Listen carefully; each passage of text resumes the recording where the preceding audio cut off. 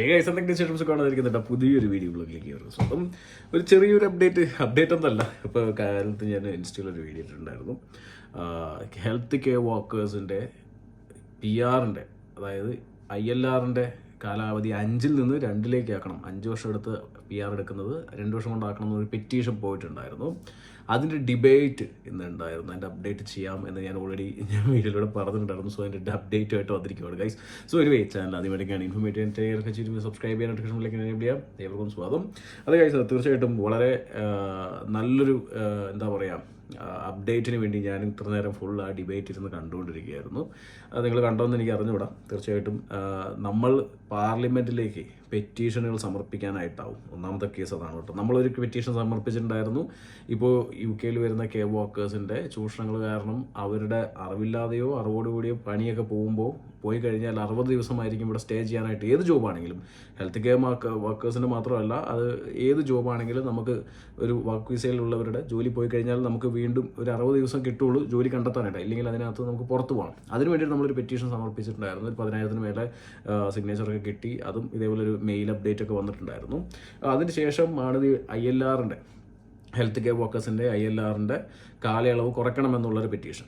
First of all നമുക്കത് നേരത്തെ തന്നെ അറിയാമായിരുന്നു. അത് വരാനുള്ള സാധ്യതകൾ വളരെ കുറവാണെന്നുള്ളത്.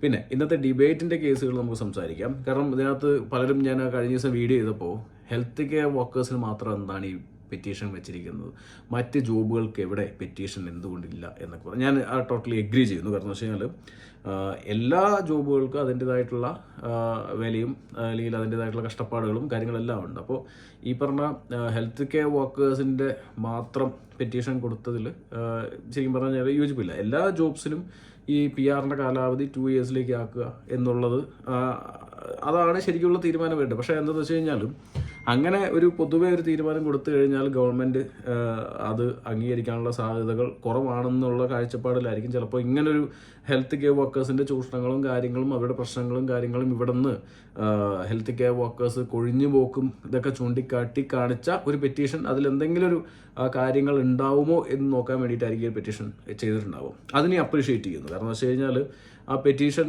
ശരിക്കും പറഞ്ഞാൽ ചർച്ച ചെയ്തു, ഡിബേറ്റ് ചെയ്തു. ശരിക്കും അത് 50,000-ന് മേലെ സിഗ്നേച്ചർ കിട്ടിയൊരു പെറ്റീഷനായിരുന്നു. അത് പൊതുവെ പാർലമെൻറ്റിൽ അങ്ങനെ ചർച്ച ചെയ്യാറില്ല. പക്ഷേ ചർച്ച ചെയ്തു.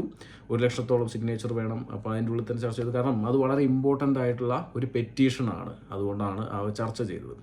പെറ്റീഷനിലേക്ക് അതിനകത്ത് നോക്കുമ്പോൾ ഈ പെറ്റീഷൻ കമ്മിറ്റി എന്ന് വെച്ച് കഴിഞ്ഞാൽ, ഇപ്പോൾ നമ്മളൊരു പെറ്റീഷൻ വെച്ച് കഴിഞ്ഞാൽ, കൊടുത്തു കഴിഞ്ഞാൽ ഇതിനൊരു കമ്മിറ്റി ഉണ്ടാവും. ആ കമ്മിറ്റിയുടെ ചുമതല എന്ന് വെച്ച് കഴിഞ്ഞാൽ ഇത് ഗവൺമെൻറ്റിലേക്ക് എത്തിക്കുക, ഗവൺമെൻറ് MPമാരിലേക്ക് എത്തിക്കുക, മന്ത്രിമാരിലേക്ക് എത്തിക്കുക എന്നുള്ളത് മാത്രമാണ്. അപ്പോൾ ഈ കമ്മിറ്റി ഒരു ഡിബേറ്റ് ഓർഗനൈസ് ചെയ്യും. ആ ഡിബേറ്റാണ് ഇപ്പോൾ നമ്മൾ കണ്ടു തീർത്തത്. ഓക്കെ, ഇതിനകത്തൊരു ഡിസിഷനോ ഇല്ലെങ്കിൽ അതിനകത്തൊരു ഒരു കാര്യമായിട്ടൊരു സംഭവം ഒരു ഡിസിഷൻ വരാനുള്ള ചാൻസ് ഇല്ല. പക്ഷേ ഡിബേറ്റ് ചെയ്യുന്നത് എന്താണെന്ന് അറിയാനായിട്ട് സാധിക്കും.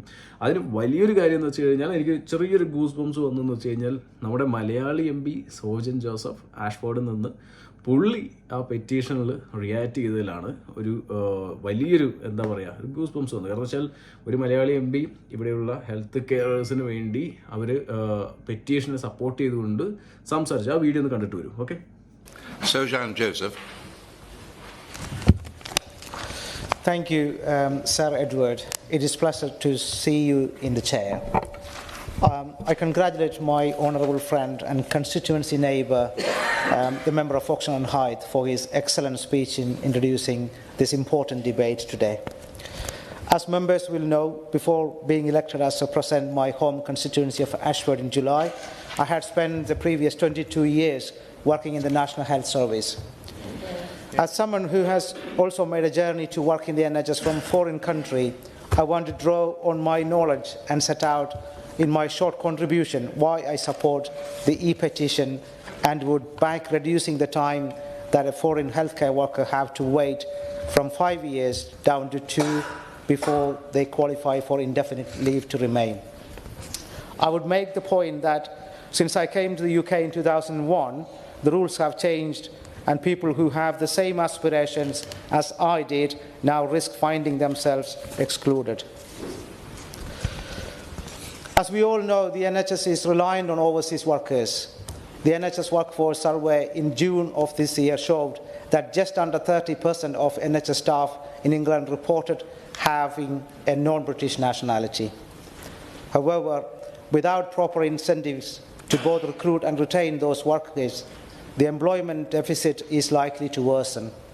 For example, in the years to June 2022 and June 2023, more nurses from the European Union and the European Economic Area left the NHS than joined. Similar picture for healthcare workers from the rest of the world. In June 2022, 4,702 healthcare workers left the UK, and in the year 2023, this was 6,610, and in the year June 2024, 7,957 workers left UK. The cost of recruiting and training and overseas nurses anywhere between 50 and 70,000 pounds, while for a doctor it can be roughly 250,000 pounds, only for them to be tempted away by other countries with more attractive recruitment and retention policies such as Australia and Canada. As the cost of living crisis has worsened over the past decade and a half across the country, especially in the southeast, where my Ashford constituency sits, stagnating wages and rising costs have not been good incentive to keep staff in the NHS workforce. This is also impacting patient care. Losing experienced staff is a big loss for NHS. It takes 12 to 18 months for the managers and the matrons to train a newly joined staff member, and losing them in 2 to 3 years' time is a big loss for the hospitals. So given these factors, we must rethink our retention strategy as a whole. Keeping skilled workers in the United Kingdom, especially those who have received large government investment, is a vital step towards keeping our NHS alive and making it fit for the future. Therefore, granting healthcare workers indefinite leave to remain after 2 years rather than 5 will be a necessary measure to solving the retention crisis identified by Lord Darcy in his recent independent report into our NHS.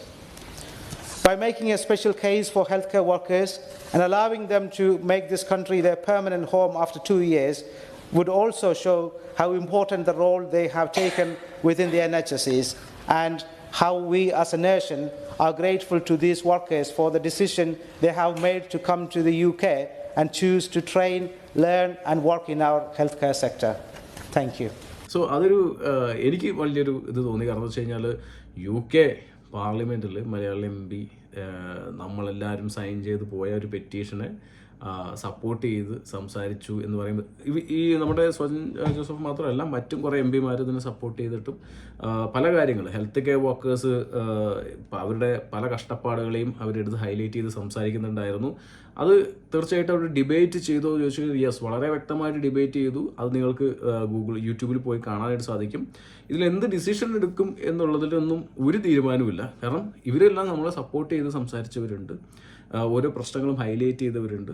ഇവിടുന്ന് നാട് വിട്ട് പോകുന്ന കൊഴിഞ്ഞു പോകുന്ന ആളുകളുടെയും ഇവിടുത്തെ health care മേഖലയിൽ ഉണ്ടാകുന്ന പ്രഷറുകളും, ഇല്ലെങ്കിൽ ഹെൽത്ത് കെയറിലെ ഈ പറഞ്ഞ നമ്മുടെ എന്താ പറയുക സ്റ്റാഫ് ഷോർട്ടേജുകളും, അതിൻ്റെ ഈ പറഞ്ഞ വെയിറ്റിംഗ് ടൈമിൻ്റെ വലിയ നീണ്ട ക്യൂകളും, ഇല്ലെങ്കിൽ വലിയ വെയിറ്റിംഗ് ടൈമിൻ്റെ ടൈം കൊടുക്കുന്നതും എല്ലാം ഡിസ്കസ് ചെയ്യുന്നുണ്ട്. പക്ഷേ ഇതിനകത്ത് എന്തൊരു ആക്ഷൻ ഉണ്ടാവും എന്നുള്ള ചോദ്യത്തിന് സത്യത്തിൽ എനിക്ക് ഉത്തരം കിട്ടിയില്ല. കാരണം എന്ന് വെച്ച് കഴിഞ്ഞാൽ പെറ്റീഷൻ ഇവർ ഡിബേറ്റ് ചെയ്തു, നല്ല രീതിയിൽ സപ്പോർട്ട് ചെയ്ത് സംസാരിച്ചു. പക്ഷേ എൻ്റെ ഒരു ഊഹത്തിൽ ഇത് വരാനുള്ള ചാൻസ് എത്രത്തോളമാണെന്ന് നിങ്ങളൊന്ന് കമൻറ്റ് ചെയ്യും. എൻ്റെ ഒരു ഒപ്പീനിയനിൽ ഇത് വരാനുള്ള ചാൻസുകൾ വളരെ കുറവാണ്. ഇതിനുവേണ്ടി ആക്ഷൻ, അതായത് ഒരു സിഗ്നേച്ചർ ചെയ്ത എല്ലാവരെയും നമുക്ക് എന്താ പറയുക, അവർ ശ്രമിച്ചു ഈ ഒരു കാര്യത്തിന് വേണ്ടി എന്നുള്ളതിൽ അഭിമാനിക്കാം. കാരണം എന്ന് വെച്ച് കഴിഞ്ഞാൽ ഇത് പാർലമെൻറ്റിൽ എത്തി ഡിബേറ്റ് ചെയ്തതിന് അഭിമാനിക്കാം. അതിൽ നമ്മുടെ മലയാളി MP അതിനകത്ത് നമുക്ക് വേണ്ടി സപ്പോർട്ട് ചെയ്തതിൽ അത് വേറൊരു അഭിമാനമാണ്. ഹെൽത്ത് കെയർസിൻ്റെ ഇഷ്യൂസ് ഹൈലൈറ്റ് ചെയ്യാനും കാര്യങ്ങളൊക്കെ സഹായിക്കുന്നതിൽ വലിയൊരു കാര്യം തന്നെയാണ്. ഓക്കെ, ഇന്ന് ചിലപ്പോൾ അത് നടക്കില്ലായിരിക്കാം. അതിൻ്റെ അപ്ഡേറ്റ്സ് ചിലപ്പോൾ വരുന്ന ദിവസങ്ങളായിരിക്കും വരുന്നുണ്ടാവുക. പോസിബിലിറ്റീസ് എൻ്റെ ഒരു അഭിപ്രായത്തിൽ അത് വരാനുള്ള ചാൻസ് വളരെ കുറവാണ്. കാരണം എന്ന് വെച്ച് കഴിഞ്ഞാൽ മറ്റും ഒരുപാട് ജോലിക്കാരും കാര്യങ്ങളെല്ലാം ഇവിടെ ഉണ്ട്. മറ്റ് മേഖലയിൽ പണിയെടുക്കുന്ന ആളുകളുണ്ട്. ഓക്കെ, അവർക്കും ഇതേപോലെ 5 years ആണ് PR-ന് ഒരു കാലാവധി, ILR-ന് ഒരു കാലാവധി. അത് കുറയ്ക്കുകയാണെങ്കിൽ എല്ലാവർക്കും കുറക്കേണ്ടതായിട്ട് വരും. അത് ഗവൺമെൻറ്റിനെ കൊണ്ടൊന്നും സാധിക്കില്ല. പിന്നെ മറ്റൊരു കാര്യം എന്ന് വെച്ച് കഴിഞ്ഞാൽ ഇപ്പോൾ ഈ പറഞ്ഞ ഹെൽത്ത് കെയർ വർക്കേഴ്സ് ഇവിടെ നിന്ന് നഴ്സുമാർ കാര്യങ്ങൾ ഒരു 1 year 2 year കഴിഞ്ഞവരെല്ലാവരും PR എടുത്തിട്ട് ഓസ്ട്രേലിയക്ക് ചാടുവാണ്. അത് നമ്മുടെ സ്വയം ജോസഫ് തന്നെ അത് വളരെ വ്യക്തമായിട്ട് എടുത്ത് പറയുന്നുണ്ട്. ഇവിടെ നിന്ന് വരുന്ന ആൾക്കാർ കൊഴിഞ്ഞു പോക്ക് വലിയ രീതിയിൽ കൂടുന്നു. അതിൻ്റെ നമ്പേഴ്സും കാര്യങ്ങളും എടുത്തിട്ട് തന്നെ പുള്ളി സംസാരിക്കുന്നുണ്ട്. പക്ഷേ വേറൊരു കേസും കൂടി ഉണ്ട്. ഈ വൺസ് PR കിട്ടിക്കഴിഞ്ഞാലും ഈ ചിലർ വേറെ രാജ്യത്തിൽ പോയി വർക്ക് ചെയ്യാനുള്ള തയ്യാറെടുപ്പും അപ്പോഴും ഈ കൊഴിഞ്ഞു പോക്ക് കൂടാനുള്ള സാധ്യതകളുണ്ട്. അപ്പോൾ ഇതിനി ചർച്ചകൾ ഇനി മെയിൻ മറ്റ് മേഖല തലത്തിലേക്ക് ഉയരുവാണെങ്കിൽ ഇതും ചൂണ്ടിക്കാണിക്കാനും അല്ലെങ്കിൽ മറ്റ് മേഖലയിലുള്ളവരും ഇതിനകത്ത് ഉന്നയിക്കാനുള്ള മീൻസ് അവർക്കും ഇത് വേണം എന്നുള്ളൊരു അവകാശം അല്ലെങ്കിൽ അവർക്കും ഈ ഒരു അവസരം വേണം എന്നുള്ളതിന് ഉന്നയിക്കാനുള്ള സാധ്യതയുണ്ട്. എനിക്ക് തോന്നുന്നു ഗവൺമെൻറ് പെട്ടെന്ന് തന്നെ ഇങ്ങനൊരു ആക്ഷൻ ഇല്ലെങ്കിൽ ഈ പറഞ്ഞ ILR നിലവിൽ കൊണ്ടുവരും, ഇല്ലെങ്കിൽ എല്ലാവർക്കും 2 yearsനകത്ത് കിട്ടും. പക്ഷേ കിട്ടിക്കഴിഞ്ഞാൽ അത് വളരെ സന്തോഷമുള്ള കാര്യമായിരിക്കും. എല്ലാവർക്കും തന്നെ വളരെ സന്തോഷം, ഹാപ്പിയാകുന്ന കാര്യമായിരിക്കും. എല്ലാവർക്കും അതേപോലെ കൊടുക്കണം എന്നാണ്. പക്ഷേ ഐ ഡോണ്ട് നോ അത് നടക്കുമോ നടക്കില്ല എന്ന് എനിക്ക് അറിഞ്ഞുകൂടാം. അതുമാത്രമല്ല ഹെൽത്ത് കെയർ മേഖലയിലെ ചൂഷണങ്ങളും കാര്യങ്ങളും എല്ലാം തന്നെ ഹൈലൈറ്റ് ചെയ്ത് പറഞ്ഞിട്ടുള്ള ഒരു ഡിബേറ്റ് മാത്രമാണ്. ഇതിന് പോസിറ്റീവായിട്ടുള്ള ഒരു അപ്ഡേറ്റും ഇല്ല. അതുമാത്രത്തിൽ നേഴ്സസിൻ്റെ റിക്രൂട്ട്മെൻറ്റ് ഷോർട്ടേജിൻ്റെ കേസുകളൊക്കെ എടുത്ത് സംസാരിച്ചിട്ടുണ്ട്. ഇതിനൊക്കെ ഡിസിഷൻ വരുമോ എന്ന് എനിക്ക് അറിഞ്ഞൂടാ. വരുന്ന ദിവസങ്ങളിൽ നമുക്ക് അതിൻ്റെ കൂടുതൽ അപ്ഡേറ്റിനായിട്ട് നമുക്ക് വെയിറ്റ് ചെയ്യാം. ഇത്ര മാത്രമേ എനിക്ക് പറയാനുള്ളൂ. എനിവേ ചാനൽ ഇഷ്ടപ്പെട്ട സപ്പോർട്ട് സബ്സ്ക്രൈബ് ചെയ്യാം. ബൈ.